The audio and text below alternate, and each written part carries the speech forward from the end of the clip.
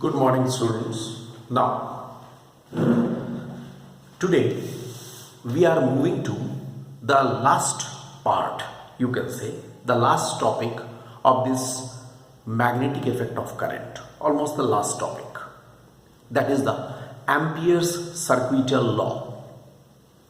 You know that with this topic, magnetic effect of current, a small chapter of magnetism is also attached. We shall do that after this. So, first of all, I shall discuss today regarding the Ampere's circuital law. Let us first see what is the statement of the Ampere circuital law. Ampere circuital law, it states that line integral of B vector, means magnetic field B vector, around any closed circuit is equal to mu naught times the total current I threading or passing through the closed circuit. We all know that mu naught is the absolute permeability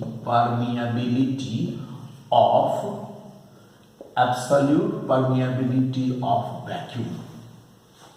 Mu naught is the absolute permeability of vacuum. It's a constant quantity. You know, mu naught by 4 pi is equal to 10 to the power minus 7. We have already discussed. This can be mathematically written like this.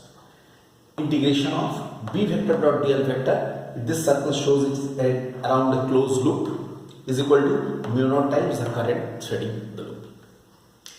I want to prove this.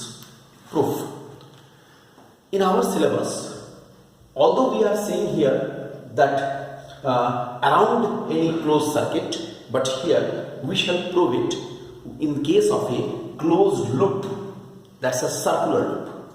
We are discussing it in the context of a circular loop as shown in the figure. This figure is in support of the proof. Let us suppose there is a plane, horizontal plane, in which there is a loop, alright, and through this is, or you can say this is a long straight conductor. Again I remind you, long straight conductor means it's infinitely long. It's a long straight conductor, it means the conductor is infinitely long. Very, very long, infinitely long. That conductor. Okay? So, this is the conductor through which the current is flowing. Now, how this loop we have visualized, first you try to understand this. What will happen? When we shall consider the current is flowing according to Maxwell's right hand thumb rule, I hope all of you remember. If the current is directed along the thumb of the right hand, if the current is shown by the thumb of the right hand, then the curl of the fingers around this conductor,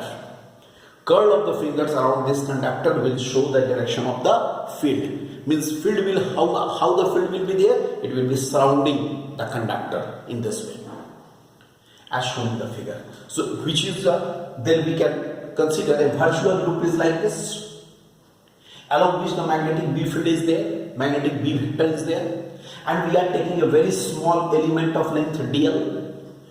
I hope you remember dl vector will be the same as the direction of B vector. Alright, then what we shall do? Here we shall take LHS. I shall take LHS is equal to integration of B vector dot dl vector, which may be written as integration of B vector into B into dl into, I hope you are agreed, it is cos 0 because dl vector will be in the same direction of B vector. Alright, because it is around the whole loop, so it will be 0 degree. Cos 0 is 1. So here, what we shall write? It should be equal to integration of B into dl only, because as cos 0 is equal to 1, as cos 0 degree equal to 1. Or we can write this is equal to b will be taken outside and integration of dl like this. And if I consider that this radius of this loop, if we consider this loop around which the magnetic field is there, if its radius is r, then what we can write, I hope you remember, mu naught I by twice pi r. Already we have discussed, already it has been discussed, mu naught I by twice pi r, when we were discussing the field due to a long straight conductor. And here integration of dl means it is simply twice pi r. So this twice pi r and r will be cancelled. This is equal to mu naught I only, which is equal to RHS. Okay, so we can say that LHS is equal to RHS, hence it is proved. Alright, it is proved. This way we can hear very simple proof of Ampere's circuital law. It's a very simple proof of Ampere's circuital law. Hope you all are agreed to it. How Ampere's circuital law has been proved, it's clear to all of you. Okay, fine. Now we are coming to the next part, that is the applications. Okay, if we consider the applications, alright, applications of Ampere's circuital law, then our first application, our first application is very simple application. That's why I am telling you. It's a very simple application. You can write, we can find out to find the magnetic field due to a long straight conductor. As you know that now we will consider this expression, and from there we shall find out the magnetic field. Okay, alright, I will refer to the same figure.